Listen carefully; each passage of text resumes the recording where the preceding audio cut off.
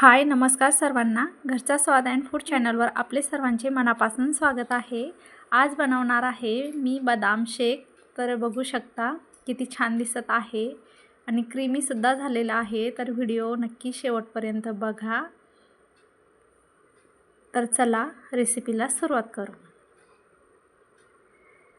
इथे मी बदाम घेतलेले आहे. बघू शकता आपल्या अंदाजानुसार बदाम आपण घेऊ शकतो, कमी किंवा जास्त. म्हणजे आपल्याला बदाम शेक किती बनवायचा आहे. मी याच्यामधले अर्धे बदामच घेणार आहे आणि अर्धे मला दुसरं काम आहे, त्याच्यासाठी मी जास्त भिजत घातलेले आहे. तर एका बाउलमध्ये घेऊन त्याच्यामध्ये पाणी टाकायचं आणि मी रात्रभर भिजत घालणार आहे. आपण थोडंसं नॉर्मल पाणी गरम करून ते 2-3 तासासाठी ठेवलं तरी लगेच बदाम भिजतात. आता हे रात्रभर झाकून ठेवून देते.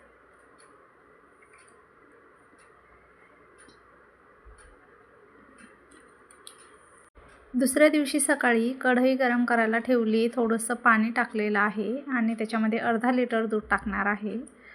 थोडंसं तळाला पाणी टाकायचं गरम करताना दूध, म्हणजे ते खाली चिटकत नाही.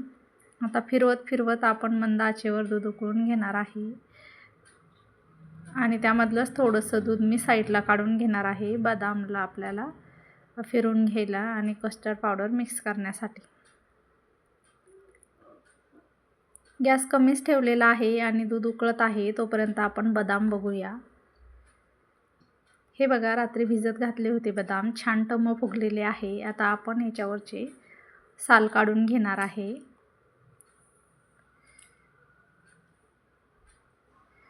याच्यामधले 10-15 बदाम घेणार आहे मी अर्धा लिटर दुधासाठी.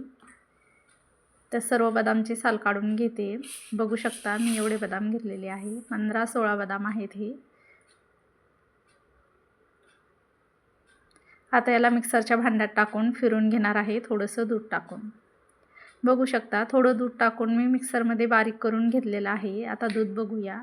दूध पण आपलं छान उकळत आहे. कमी गॅसवरच उकळत ठेवलेलं आहे. आपल्याला जास्त आटवून पण घ्यायची गरज नाही आहे, जास्त आटवणार नाही, फक्त छान असं उकळून घेणार आहे. फिरवत फिरत राहायचं, म्हणजे बुडाला नाही लागलं पाहिजे कढईच्या दूध. असं उकळत घ्यायचं आहे आपल्याला. खूप छान आणि घरच्या घरी कमी साहित्यात बदाम शेक बनवणार आहे. तर स्किप न करता व्हिडिओ शेवटपर्यंत नक्की बघा. दूध उकळलेलं आहे. आता त्यामध्ये मी अर्धी वाटी साखर टाकत आहे. जास्त गोड पण बदाम शेक नाही करायचा. आपल्याला जास्त गोड आवडत असेल तर आपण नक्कीच साखर जास्त टाकू शकतो. परत फिरून घ्यायचं आहे आपल्याला दूध आणि उकळून घ्यायचं आहे.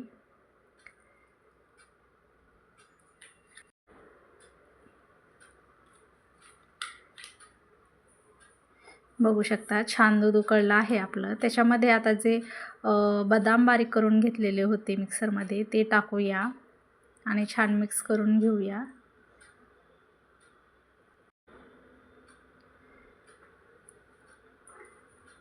परत एक उकळी काढून घेतलेली आहे मी आणि आता कट केलेले बदाम टाकते.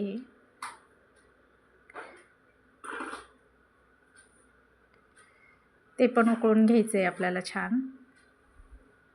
खूप छान लागतो हा बदाम शेक. घरच्या घरी बनवलेला आहे, पण टेस्ट खूप छान येते. जसा ठेल्यावर मिळतो तसाच लागतो आहे सेम. तर नक्की करून बघा. आता मी अर्धा लिटर दुधासाठी 2 चम्मच पोह्याचे असतात तेवढे भरून कस्टर्ड पावडर घेतलेली आहे आणि ती दुधामध्येच मिक्स करून घेतलेली आहे. बघू शकता. आता मिक्स केलेले कस्टर्ड पावडर आपण याच्यामध्ये टाकणार आहे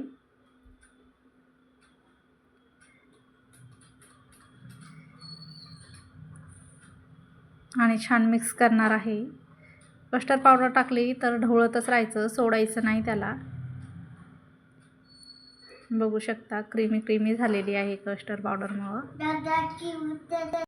बघू शकता याला आपल्याला जास्त घट्टही नाही आणि पातळही नाही करायचे. आपल्याला जर का जास्त घट्ट हवी असेल तर आपण अजून याला शिजू द्यायचं जास्त वेळ, आणि पातळ पाहिजे असेल तर अगदी थोडा वेळच होऊ दिली तरी चालते.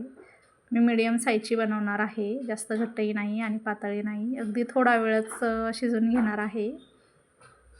बघू शकता किती छान कलर आलेला आहे. आपण यामध्ये केशर टाकू शकतो. केशरचा सुगंध आणि फ्लेवरसुद्धा छान येतो. आणि रंगही छान येतो बासुंदीला. तर आता मी गॅस बंद करून टाकला आहे आणि कढई खाली उतरून थंड करून फ्रीजमध्ये ठेवणार आहे. फ्रीजमध्ये ठेवलं होतं मी 2 तासासाठी. बघू शकता किती छान आपली बदाम शेक झालेला आहे. एकदम जसा मार्केटमध्ये आपल्याला मिळतो तसाच तयार झालेला आहे. बदाम शेक रेसिपी आपली बघू शकता बनवून तयार झालेली आहे. आपल्याला कशी वाटली नक्की कमेंट करून सांगा. बघा टेक्स्चर किती छान आलेलं आहे. अगदी कमी साहित्यात बनवलेलं आहे. जास्त वेळ न जाता सजावटीसाठी बदाम बारीक करून घेतला होता मी, बघू शकता.